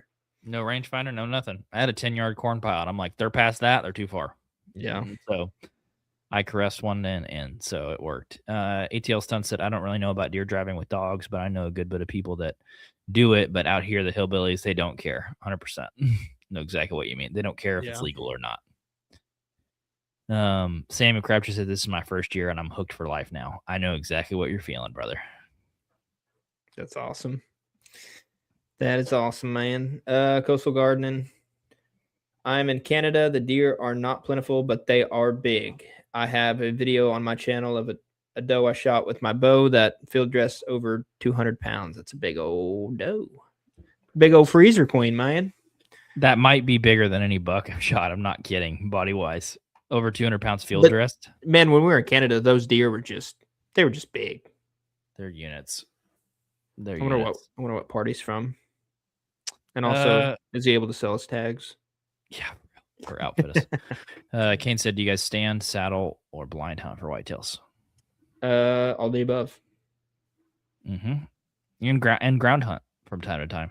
So probably saddle hunt the most out of those, and then stand hunt on private a bunch. And blind is probably the one I hunt the least out of. I don't have a single blind set up now, but I would if a spot called for it. But Chad Haleski. Oh no. Yeah. We're just gonna call him Chad. You guys are making me feel old. I think it was 96 or 97 when I killed my first deer with the bow. Hey. We didn't say it. You're the one. Do what? He said it. That I was born in 97. Now I see people and they're like, I was born in 2007 or 2008. I'm like, what? Yeah, and they're able to drink. It's like, how old are you? Oh yeah, I'm 21. It's like, wait a minute, hold up. Yeah. Kane Brown says, what's your favorite saddle? I'm an arborist, so I'm for sure looking into saddle to hunt out of. What's an arborist? I don't know what that is. Is that something to do with like plants, trees? I think it's trees. I think it has to be Google trees. it. Yeah, let's do trees. Uh-huh. I think it's a tree guy. You're a tree man. Yeah, I mean saddles are good. I mean, are they more comfortable than like a different? What's the right way to put this? Method? Yeah, I think if it's a spot that you have, whether lease or private land, it's like just get your regular ladder stand or just a simple hang on, set it up, leave it. You don't have to touch it. But if it's a spot that you like to bounce around at, or it's public or whatever it is, it's like saddle's 100% the way to go. I don't care if you hunt the same spot every single day. It's like just take in your saddle. Yeah. Said, what's your favorite saddle? We've used the Out on the Limb Flatlander. We've used Cruiser in the past. Those are only two. So there's a bunch of saddles on the market though to choose from. Samuel Crabtree said, I heard that we got deer stalked in our county from Wisconsin, and the county over got a stalking of deer from Nebraska, and those are tiny compared to ours. This is pretty interesting. I'm always interested in like kind of substrains of whitetail because apparently that happens a lot, like taking deer from different states and moving them, taking deer from different regions. Like I heard the other day, a guy in northern Oklahoma, northwest Oklahoma said they took deer from southeast Oklahoma and put them up there in northwest. And I'm like, how the frick do those deer live up there? So did you ever see that? Like mature bucks look different. Some are shorter and stockier, some are taller, some are long legged, and they almost look like completely different body types at maturity. So I think there's a bunch of little strains of whitetails out there, and it's pretty cool. Whitetails are freaking cool. Kane's a tree climber, he said. ATL stunts. Y'all want me to put a picture on my channel of our whitest buck? Yeah. Or you can shoot us a message on Instagram or something. We'll check it out. Here you go. Nova Scotia, the largest bucks harvested here regularly, field dress 240 or more. Contest winners close to 300 pounds some years. Dadgum, man. Nova Scotia, I don't know where which province that's in. Nova Scotia is the province. Yeah. Oh, is it actually? Yeah, I think so. I think there's like Newfoundland, Nova Scotia, Ontario, Saskatchewan, Alberta. Oh, okay, so no, so that's far east, like farthest east you can go. Yeah, East Coast, he said. Gotcha. Nice. It was a little, so at least it wasn't like, where's Alberta? Where's Saskatchewan? Country Christian said, come to Ohio for some big body deer. Yes, I have heard that. Also said, y'all going to the ATA show? We are not going to the ATA show, which I guess they opened that up for consumers this year, which is pretty cool. So maybe we are going to some tax and some shot 3Ds if you're in or around Oklahoma, maybe one of the border states. So yeah, dude, that's a good place. It's a good place to meet up and hang out. Hunterman27 on Instagram said, do you have any tips for self-filming? I just started filming again this year. Yeah, blood pressure medication. That's probably what I would say. No. Do you have any tips for that? I don't know if it'd be a tip. I think if you do it long enough, and I'm not saying we like just experts or anything, but it almost becomes part of your shot sequence. So when you're not filming, yes, you can do things more efficiently and like quicker and like be more focused in on the deer. But especially if it's a bigger deer, you don't have time to get nervous because you're actually trying to kill it twice. And so once you see it, you get your camera around, hit record, zoom in or get it focused, whatever you do. And then by that time you get it framed up. Now it's like, okay, I need to range and hook on. And then obviously jerk that sucker back. And I just think over time, it's almost become foreign when I don't have my camera, just because it's like it's like you're skipping a step of your shot sequence, if that makes sense. I'd say my only tip would be knowing where to put your stuff and put it as close to you as you can so you can hit record as quickly as you can.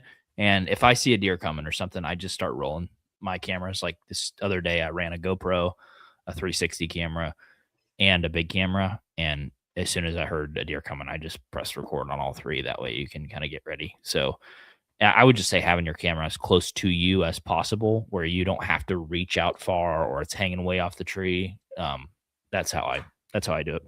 I also try to keep my main camera pretty low, probably about knee height, just because when you hook it up knee height with the camera arm, just the way it adjusts, then your camera sits on top of the camera arm, obviously, and then on top of the flue head. So that's an extra, 6-7 inches right there.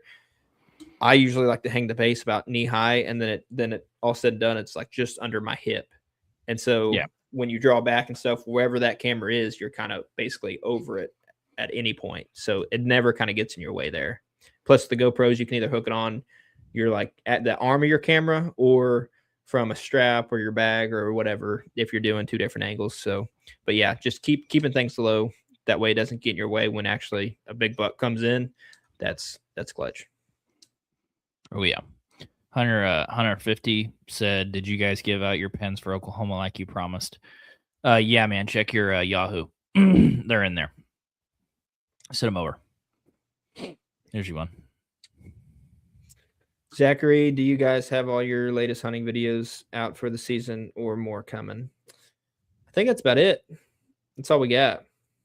I've got one buck from last year that I never put the video together for. But which one? The 7? No, I didn't shoot a 7 last year. Or the one after your big one? Yes. Yeah, that's what I meant. Yep. I thought he was a big wide 7. No, just a normal 8. No, we don't have much. I think we're gonna try to get after the hogs and do some of that sort of stuff. So that'd be kind of sweet. But maybe we'll kill another buck. I've been filming. I mean, I shot a doe the other day, but I haven't had an opportunity down here in Texas at a mature buck this year. So it's also one of those things that it's hard to put a video together if it's just one kill or something like a doe, because if there's not really a story behind it or anything, it's kind of hard to. That's why I just threw it out on shorts. Yeah. I think that's what does need to be, is just shorts. Yeah. I sent a picture to y'all's Gmail. Sweet, we'll check that out. Come to the Great American Outdoor Show. I think that's Pennsylvania. I would like to come. I would like to do more of the trade show stuff. I think we're kind of at a season of life now that it's like either go record the podcast, go hunt, or go to trade shows, or go to like TAC and stuff. And like, so also I feel my weekends being gone, I feel bad because every time I'm gone, my wife has to watch the kid and he's like a handful. So that's tough. Right. So you're fixing to find out. You laugh it up. You're fixing to find out. That's why I'm laughing now. And now I was mainly laughing about, you just said he's a handful. That dude's a chunk, dude. He's at least 2 handfuls. Absolutely. Yep. When does y'all season close? Samuel said, January 15th. I don't know what it is in Texas. I think it might be very similar. After your 2-month long rifle season. So I think Tennessee closes early compared to Georgia. Yeah. I think you're probably right on that. So if there was 2 things you could accomplish next year, what would that be?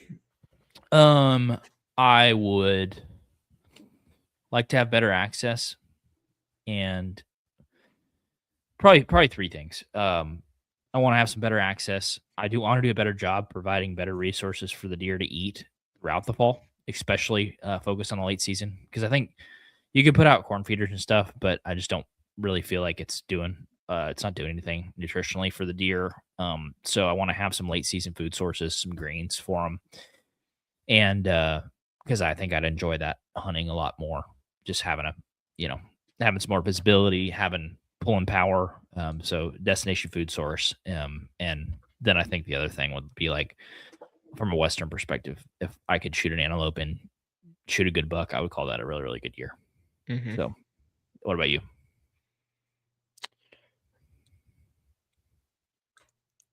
Access for sure, one, which you already covered, but it might just fall into access, but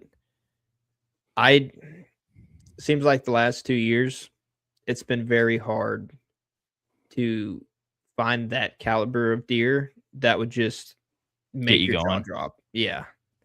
Because Dakota shot a really good one the other night with his bow. Like it was like 2 days after rifle season, and it was a big long ordeal, but we ended up finding it, and we just quick taped it. Like it's probably an inch or 2 off one way or the other, but we taped it at 145. And I was like, man, that's like Like It's a good one. great buck. I would love to shoot it, but if it isn't that or bigger or some sort of characteristic, I like just after seeing those type of deer, I'm just like, I don't know if it's just the the point of the year where it's December, it's cold, maybe a little bit of burnout here, but I want something at least that or bigger to chase. And if I can't get that, then it's like I'd rather just spend my time trying to work to something that I can afford access like that. Well, it's one of the things that I'm kind of learning is I'm very it's like, well, you got to grind it out for permission. You got to find small leases. You got to put your eggs in a bunch of different baskets. And I've got some permission pieces and stuff down here. And watching a deer get shot and loaded up in a Kawasaki 80 yards away, I'm just like, I should be home working right now. That's probably what I should be doing so that I can get a better place to go instead of trying to fit a round or a square peg through a round hole. Yeah. And Well, that's exactly what you're trying to do. And I know everybody is at their own stage. within hunting for sure. And I'm not saying just because 120-inch deer is always fun to shoot. It's always fun to shoot. But after you shoot enough of them, you're like, okay, I want this. And then after you get that, you want that. And we're never going to be content in life. I get that. Obviously, the only thing that can make our like us content is Christ himself. Right. And anything other than that, like you're always going to be unfulfilled.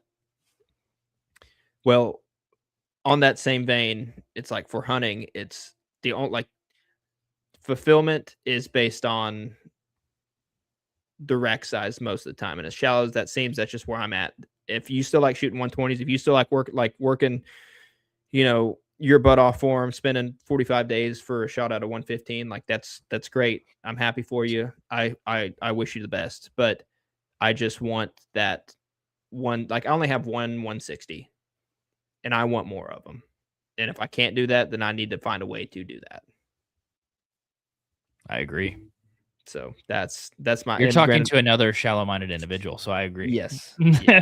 I concur. That's just part of, dude. That's just part of. Well, the outside looking in, it's like, oh man, like you guys are ungrateful, blah blah, whatever. And it's like, not really. I'm just trying to Just have a goal. Just have a goal and try to up that goal every year. And it's like, how are you going to up the goal if you shoot the same thing year after year after year after year after year after year? That's insanity. Yeah.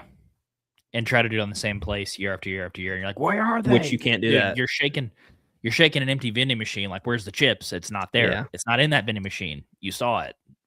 There's Mountain Dew. There's not Coke in that thing. You know? Yeah.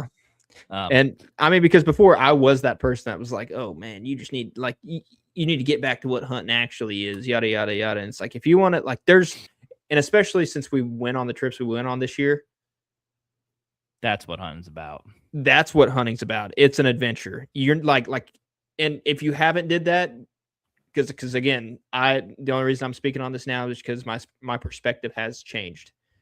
When you go on a 8 or 9 day backpack, or you get float planed in the middle of Kodiak Island, you're there until you get picked back up. That's an adventure. And sitting in the deer woods, hoping for that adventure, it's not the same at all. And so now it's like, I still love whitetail hunting. Whitetail is my favorite thing to do. But for me it's just something's changed where it's like, okay, if I can't get that adventure aspect of it, I need that other thing. And right now that other thing is just a mega giant, because we've chased mega giants before, and gosh dang it, it's fun being in that tree knowing that like, hey, Big John could step out any freaking time. And the last 2 years, I haven't got that because we just hadn't ended up on the trail cameras like that. Like that's the bad part about it. It's like it hasn't even ended up just on trail cameras, yet alone just having a legit opportunity. We can't even find them. So that's something's got to change. It's got to change. That's gonna happen. Zach said it would be nice to see a few deer over here on public, let alone a mature buck from the stand. No, exactly. Yeah. I've seen one mature buck this year and I shot it. Jake's going to learn soon. He's talking about the baby. Exactly. Yeah. Samuel said, is y'all's buck limit 1 or 2? It is 2 in Oklahoma. I think it's 3 in Texas. Mm-hmm. If you tag them in, you probably shoot as many as you want. There you go. Yeah. You guys putting in for Kansas next year? I don't. I'll probably put in for a point. I live very far away, so probably a point for me. But I don't know. I've been really have a bad habit of kind of overextending myself, so I really want to see what I can do when I get real focused on one place or whatever. So I don't know. Probably not though, for me. Jake might. You gonna put in for Kansas? Like I said, it all depends. If we don't find a lease, then I would absolutely put in. Yeah, 100%. Because I already got a point, so I'm basically a shoe in for the units that I want to apply to. So, but if we get a really good lease, and also it kind of depends on like how the baby is and all that stuff. Granted, by then should be plenty fine, but it all depends because the times I would want to hunt Kansas, if I do have a good Oklahoma lease, would be early season and then late season. Well, early season, if we go hunt pronghorn or something, then that kind of takes away that. Yeah. And then throughout October and November, I want to be in Oklahoma hunting that lease. And then that just leaves December. So it's like, do I really want to do that for that? Because that's $500-$600 right there just to hunt late season. Yeah, so, it's a lot. Like I said, it all depends. There's a lot of power and focus, I think, man. I really do think there is. Cover 2 Outdoors said, "What's up, fellas? Nothing more shooting. Barely anything been legal to shoot." Yeah. Yep. I understand that. I got a lot of bucks on camera in Texas, and 99% of them are not even legal. They're not 13 inches wide. Joseph said, I'm in North Carolina. Not a lot of old bucks where I could go if I'm not rich. Understood, brother. Same boat. You're in the right live, it sounds like. Yeah. Well, shoot, man. That was fun. I like that. Yeah, for the people who used to jump on the lives, thanks for coming back, Zach. Martin St. Martin record holder. The third. Yeah. So it's good seeing you guys, hearing from you, and for all the new ones, thanks for jumping on. We're going to try to do these regularly now. So before we were doing the hunt talks, we'll probably get back into those next year. We'll just kind of go through our previous week of hunting, but instead of just doing those as a non-live, we'll probably implement the live version for next year. So we'll just kind of keep on the same train.